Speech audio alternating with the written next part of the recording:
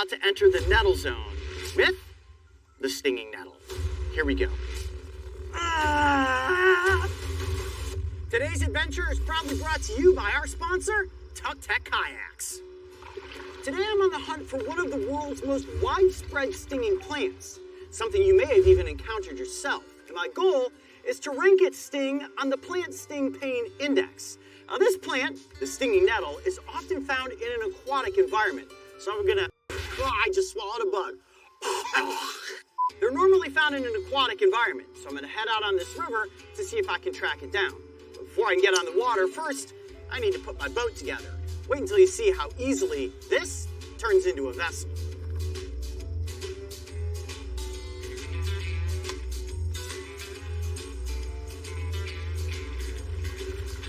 What's great about the lightweight nature of this kayak is you can actually go against the water. So I'm traveling upstream right now so that once I find the nettles, I can turn around and go back, and it'll make my return journey a lot easier than my exodus.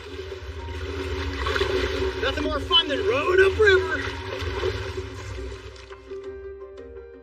Okay, so when it comes to stinging nettle, a remedy for that itch is this plant right here. It's called jewelweed or touch-me-not. They have these very distinct orange flowers, and you will oftentimes find it growing where there's stinging nettle. But I do want to collect a little bit of jewelweed to see if it truly works as a remedy for stinging nettle irritation. We got our antidote, now we just need to find the irritant. Ooh, got a good spot up here to bring my kayak to the shore and try to make some progress up the edge of the embankment to see if we can find some good shaded area up here and some real dense foliage.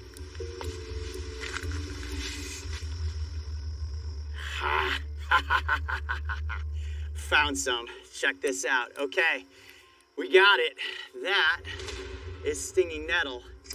And all I really need is one really good big stalk like that, and we're going to be in business. There you have it. One very irritating stinging nettle leaf.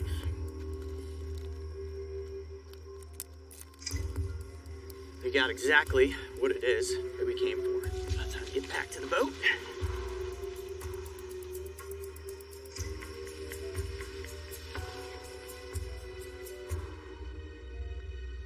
This is what a successful mission looks like. On my right, we have the stinging nettle, and on my left, its possible antidote, the jewelweed. Now, here's the unique thing about the stinging nettle as compared to the gimpy and the giant stinging leaf. We know that both of those stinging plants in Australia put me in an immense amount of pain. This is definitely going to be painful, but the thing is, it's not going to last nearly as long.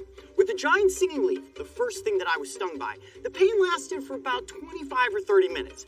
With the gimpy, to date, my arm is still experiencing discomfort. Occasionally it will flare up with itching, and if I place anything cold, like a Gatorade, a water bottle, an ice cube, onto my forearm, it immediately feels like there are electric, freezing cold lightning bolts shooting through my arm. So is it fair to say that maybe I went a little too far with the gimpy? We learned a lot and we got a lot of entertainment at the same time, so I think it was worth it. But with the stinging nettle, you're going to see an incredible reaction. And we're going all the way here. We're not just dipping our toes in the water. I'm going to rub the leaves up and down my forearm. And you're going to see that in a matter of seconds, my arm is going to explode with welts, redness, and incredible discomfort. Now, what's causing that discomfort? Well, as we learned from the gimpy and the giant stinging leaf, it's the trichomes, the little nettles on the underside of the stem and the leaves that will essentially break off and then release the toxins. What does the chemical compound look like with these toxins? Let's take a look. The cocktail of agony I am about to intentionally face is made up of ingredients that break down into two categories: neurotransmitters and acids. Histamine, acetylcholine, and serotonin are what cause the impressive visual reaction you will see, while three fun-loving acids, including formic, tartaric, and oxalic, can create immediate and, in some cases, extended waves of pain. Be warned that everyone has the potential to react differently, and for the sake of this experiment, I will not be holding back when it comes to pushing extreme envenomation. So we're going to test out a leaf, we're gonna test out the actual stem, which I have a piece of snipped here. And then of course, for the grand finale, a whole bundle that is covered in trichomes. Now remember, with the giant stinging leaf and the gimpy gimpy, I simply touched it to my skin. I know that this isn't going to be nearly as bad, and to give you guys the best possible reaction, I want to go all the way. So we're going to get that camera rolling. Without further ado, it is time to test the stinging nettle and rank it on the plant sting pain index. Here we go. One leaf first.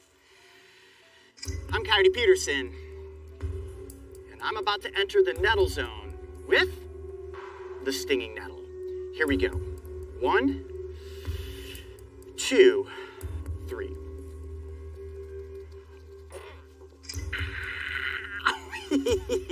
Oh gosh, I can definitely feel that already. Oh yeah, it is bad. Oh, it happens in a hurry too. All right, let me try the stem. Ah, jeez, that burns.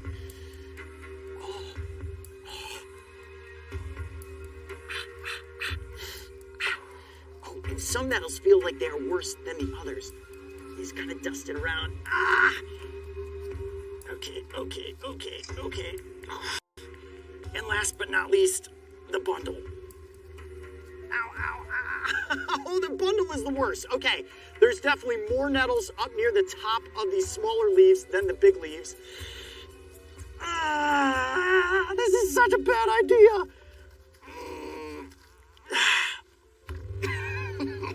Get this leaf too. Let's not leave anybody out. Ow.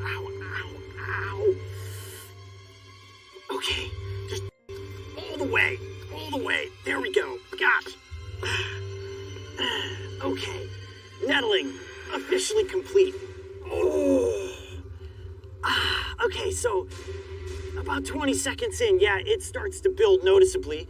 You can immediately see the redness beginning to form in my arm. Now, different from the gimpy gimpy and the giant stinging leaf, the burning here is almost like a rug burn. If you've ever slid on your carpet and had your knees drag across it, I can feel that burning happening. And that's that mix of chemical compounds that are immediately beginning to have an effect with my skin. Blood vessels beneath the skin are beginning to expand. That's causing inflammation and giving me all of that redness. And eventually, there are going to be little welts that start to form. I'm starting to see them in several places here.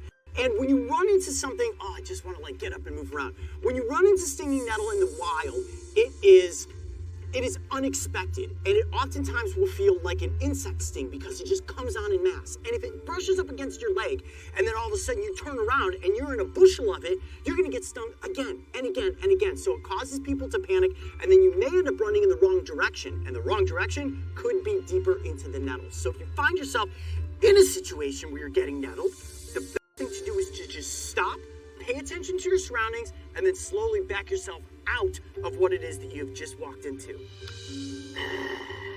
And wow, look at that. It's almost instantaneous. Look at all the welts beginning to form. We're about 1 minute and 30 seconds in.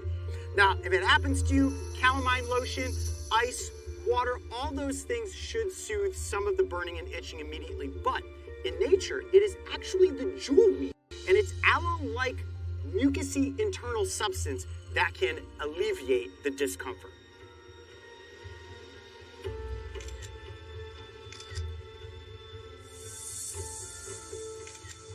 Okay, it has been 15 minutes since the ultimate nettling, and my arm looks disgusting at the moment. Look at all of these welts. It looks like I have contracted some sort of bizarre alien disease on my forearm. And you may be wondering, Coyote, does it still hurt?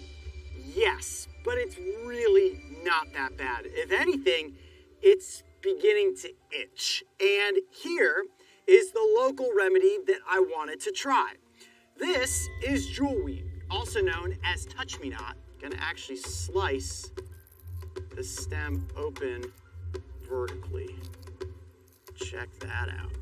See inside there? All that. And it is a little sticky, feels a little bit like aloe, not quite as viscous though. Okay, it's got a cooling sensation to it. Actually, kind of just feels good to itch all of those bumps. Let's try some more. Nice big piece here.